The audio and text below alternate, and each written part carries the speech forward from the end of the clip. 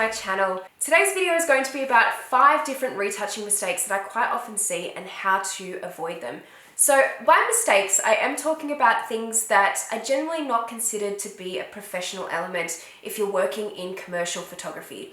So if you're looking at getting paid work from commercial photography, specifically with anything that includes quite heavy retouching or quite a lot of retouching, I'm just going to highlight a few points that you guys might find interesting or might find informative when it comes to doing retouching and things to potentially avoid when you're doing the retouching for those types of images. So I'm going to start off with the first point, which is smoothing and blurring skin tones. Now this is a problem that I've seen pop up quite a bit, and it is something that is kind of one of my pet peeves that I do see. Because I'm retouching skin constantly, like day to day, I think it's one thing that really stands out to me the most is when I see skin tones that are very blurred or overly retouched.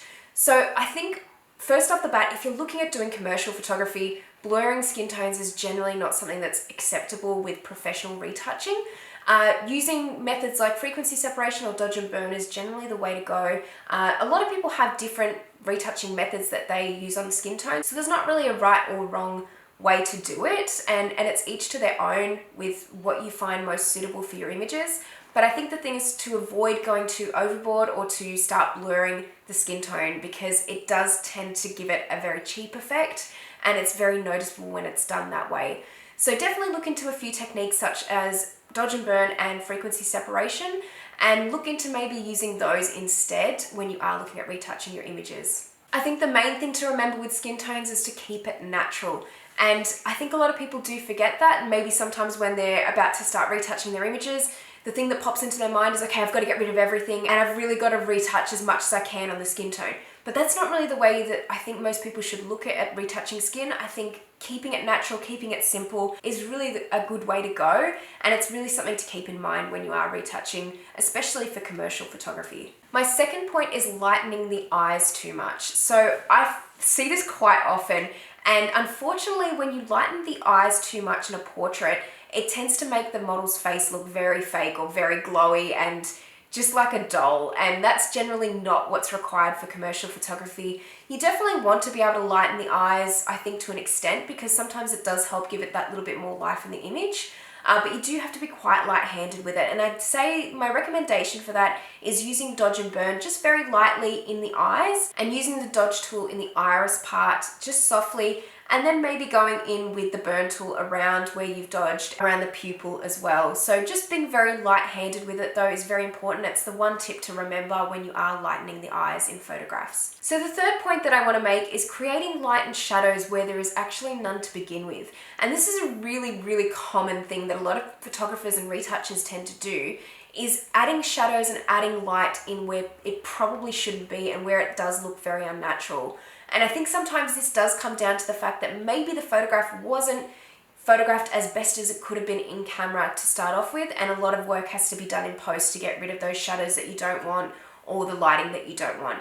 So sometimes all it takes is really just adding an extra light into the mix when you're originally taking the photo, or maybe moving the model into a different position so the lighting is a little bit more even.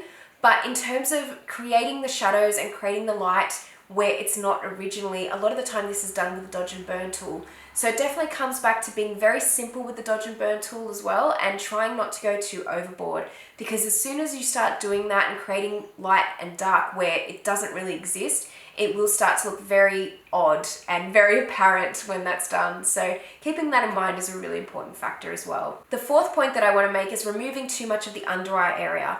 Now this is another one that's so common that I always see happening, and I think once again, it goes back to trying to remove everything and all of the flaws of someone's face. And I think when it comes to removing the under eye area, it tends to make it look very fake once again.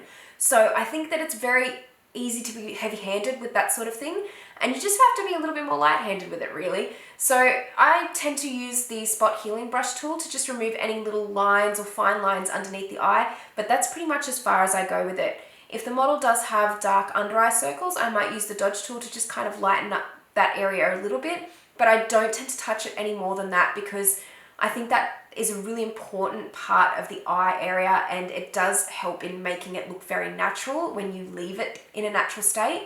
So I don't tend to touch that too much. I don't tend to alter that. And I think that's another important thing to remember, is that It's just about keeping it simple and not overdoing it. Sometimes keeping the flaws in can really help give the image that natural look that you need.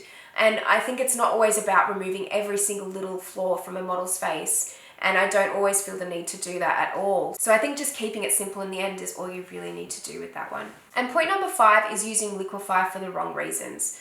So quite often I will see retouchers using Liquify to change the shape of a model's face or to change them to make them look skinnier or slimmer, and I have never really felt the need to do that ever with the Liquify tool, with any tool in Photoshop really. I think you really do have to keep a natural aspect of the photograph intact, and I don't ever feel the need to go and remove or make someone look slimmer or even to change their features with the Liquify tool. I think it can look quite apparent when photographers do this and retouchers do this, and it seems to be a tool that is overused quite a bit for that sort of thing. So I'd say the Liquify tool is a pretty amazing tool and it can be used to your advantage. I would usually use it if something looked really off, like if a limb just looked that little bit wonky in a shot and you needed to pull it out a little bit, or if you were trying to straighten a line somewhere in the image. That's kind of what I use Liquify for, but in terms of making the model's face look very slim or in a certain shape, it just kind of looks odd when it's done that way a lot of the time, so I tend to avoid using the Liquify tool for that. Like I said, there's other things that you can definitely use that tool for, and it is a great tool to use, but once again, it all comes down to just keeping things simple and making sure that you have that natural element of the photograph intact. So thank you very much guys for watching this video. I hope you really enjoyed it and I hope you learned something new. If you liked it, please give it a thumbs up, and if you haven't subscribed to my channel already, please do. And I will be releasing my blog soon. I wanted to let you guys know this because I've been working really hard on it lately. I've been working on it for weeks and weeks now, so I'm really excited for you guys to see it eventually when it does get released, and I will keep you guys updated on a release date for that. I'm hoping that it's going to be very soon before I head off to New Zealand, but I will let you guys know probably on Instagram and hopefully on YouTube as well. So guys, let me know if there's any particular retouching mistakes that you find popping up very often. It's really interesting to hear other people's thoughts on this issue in particular. And thanks again for watching, and I will see you next time. Bye!